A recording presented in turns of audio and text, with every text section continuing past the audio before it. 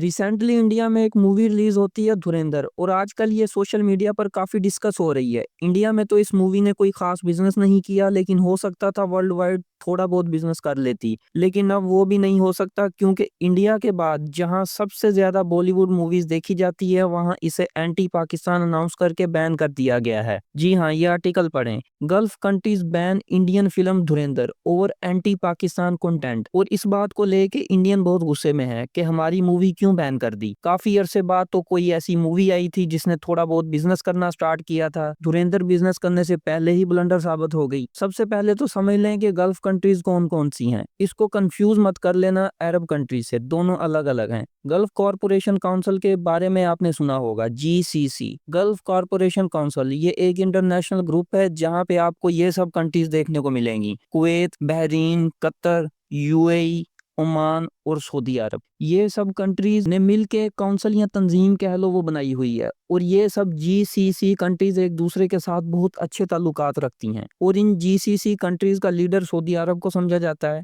और अचानक हुआ कुछ यूं कि एक एक करके सभी जीसीसी कंट्रीज ने धुरंधर मूवी पर बैन लगा दिया। रिलीज होने से पहले ही बैन लगा दिया, ये बोल करके यहाँ पर एंटी पाकिस्तान नैरेटिव है। इस मूवी में टोटली एंटी पाकिस्तान नजरिया था और एक्स्ट्रा हुब्बुल वतनी दिखा के लोगों के जज्बात के साथ खेलने की कोशिश की गई थी कि इंडिया में जो कुछ भी हो रहा है वो सब पाकिस्तान कर रहा है। उठो, पाकिस्तान के खिलाफ लड़ो, वरना पाकिस्तान इंडिया को खा जाएगा। ये वो सब इसी मकसद के तहत इस मूवी को बनाया गया। अब आपके जहन में एक सवाल होगा कि आखिर क्या वजह है कि इंडिया को पाकिस्तान को टारगेट करने के लिए फिल्मों का सहारा लेना पड़ता है। देखें, जब वर्ल्ड वॉर 2 खत्म हुई थी, अलाइड पावर्स जीत गई थी, तो जो जो नाजी आर्मी के जनरल्स और मूंछों वाले के करीबी साथी और एयरफोर्स के ऑफिसर्स वगैरह पकड़े गए थे, तब उनके ट्रायल्स हो रहे थे। तभी उनसे जंग के बारे में पूछा गया। इन ट्रायल्स को न्यूरम्बर्ग ट्रायल्स कहा जाता है। तभी वहां मौजूद हिटलर के करीबी साथी हरमन गोरिंग, जो कि एयरफोर्स चीफ भी था, उसने कहा था कि अवाम को जंग पर आमादा करना बहुत आसान है, बस इन्हें ये यकीन दिला दो कि दुश्मन तुम्हें खत्म करने आ रहा है।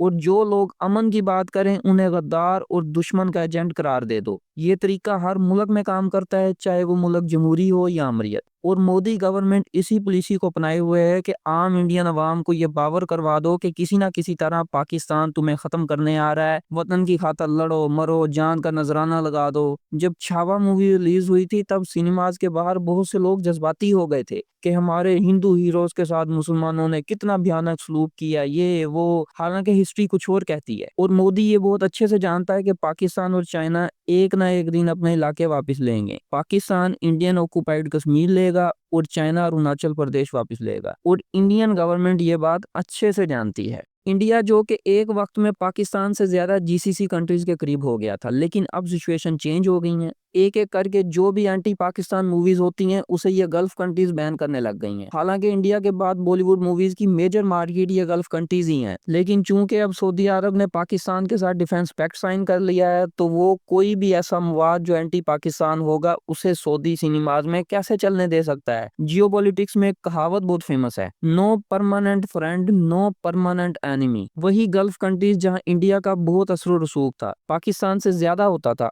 अब वो जगह पाकिस्तान ने ले ली है। और मैं फिर कहूंगा, thanks to Narendra Modi, thanks to operation Sindoor. वैसे ऑपरेशन तिंदूर, वैसे यही धुरंधर मूवी ही नहीं, और भी बहुत सी इंडियन मूवीज जीसीसी ने बैन कर रखी हैं। फॉर एग्जांपल, ऋतिक रोशन की मूवी फाइटर, इसको जीसीसी ने बैन कर दिया है। यहाँ तक कि इस मूवी के बहुत सारे पार्ट्स काटे गए, पाकिस्तान के अगेंस्ट जो जो डायलॉग थे वो भी काटे गए, पाकिस्तानी फ्लैग्स तक रिमूव किए गए। लेकिन नहीं, जीसीसी कंट्री ने इस मूवी को बैन ही कर दिया। बैन तो दूर की बात है, सिनेमा में रिलीज तक नहीं होने दिया। एक और मूवी थी स्काई फोर्स, अक्षय कुमार की, उसके साथ भी ऐसा ही हुआ। द डिप्लोमेट मूवी आई थी जॉन इब्राहिम की, वहां पे भी सेम केस देखने को मिला। आर्टिकल 370 थी, सेम केस। टाइगर 3, यहाँ पे भी ऐसा ही हुआ, बैन हो गई। और फिर एक मूवी आई थी कश्मीर फाइल्स, उसके साथ भी सेम केस किया गया, मतलब बैन। ये तो थी चंद फेमस मूवीज। इसके अलावा बहुत सी ऐसी मूवीज जो कम फेमस हैं उनको भी बैन कर दिया गया था। अच्छा, इंडिया में रोना धोना इस बात पे तो है ही कि बॉलीवुड मूवीज को जीसीसी ने बैन कर दिया, बल्कि वो इस बात पे पेट स्यापा लगाए हुए हैं कि पाकिस्तान की एंटी इंडिया मूवीज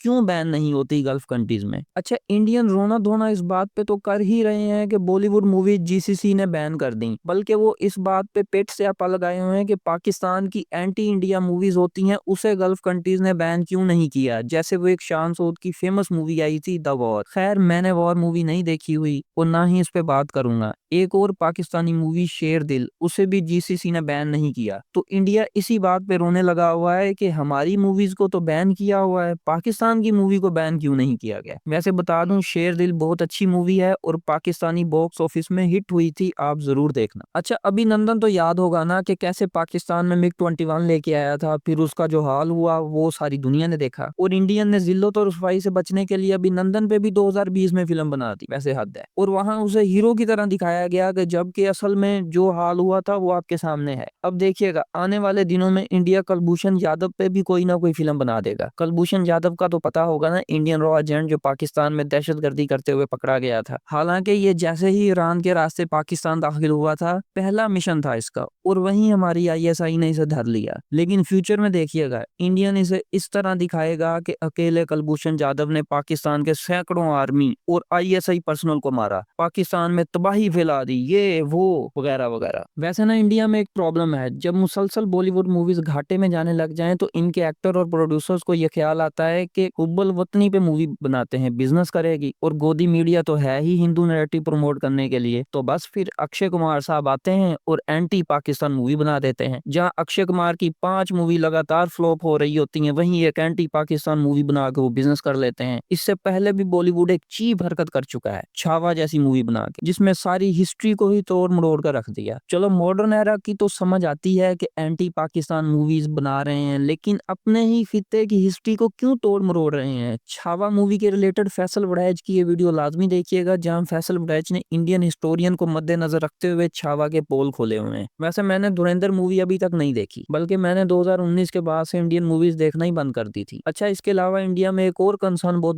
बढ़ता जा रहा है, वो तुर्की को लेके है। पहले तो ये था ना कि तुर्की पाकिस्तान की खुल्लम खुल्ला हमायत करता था, कश्मीर इशू पे पाकिस्तान के साथ है, लेकिन अब तुर्की सिनेमा पाकिस्तानी ड्रामा इंडस्ट्री और फिल्म इंडस्ट्री के साथ कोलैब करने जा रहे हैं। तुर्की के बारे में तो आप जानते हैं कि तुर्की के ड्रामे बहुत फेमस होते हैं, इंडिया में भी बहुत फेमस होते हैं, अच्छी खासी तादाद में देखते हैं। तो इंडिया को कंसर्न ये है कि जब तुर्की जैसे एडवांस कंट्री का सिनेमा पाकिस्तान के साथ कोलैब करेगा तो ये फ्यूचर में जो चाहे अपना नैरेटिव फैला सकते हैं। इनकी मूवी को तो कोई कंट्री बैन नहीं करता, मतलब प्रॉब्लम तो इंडिया के लिए है। खैर, अभी ऐसा कोई कोलैब हुआ नहीं है, लेकिन फ्यूचर में हो जाएगा, इस पे बातचीत चल रही है। पहले इंडिया को तुर्किश वेपन से प्रॉब्लम थी, अब फ्यूचर में तुर्किश मूवीज और ड्रामा से होने लग जाएगी। तो लास्ट में यही कहूंगा, इतनी जिल्लत इंडिया की एक फॉल्स फ्लैग ऑपरेशन की वजह से ही हो रही है, जिसका नाम है ऑपरेशन तिंदूर। तो लास्ट में यही कहना चाहूंगा कि अगर आपने अब तक मेरे चैनल को सब्सक्राइब नहीं किया तो काइंडली इसे सब्सक्राइब करें, लाइक भी करें और आगे शेयर भी करें ताकि इस चैनल की रीच बढ़ सके। शुक्रिया।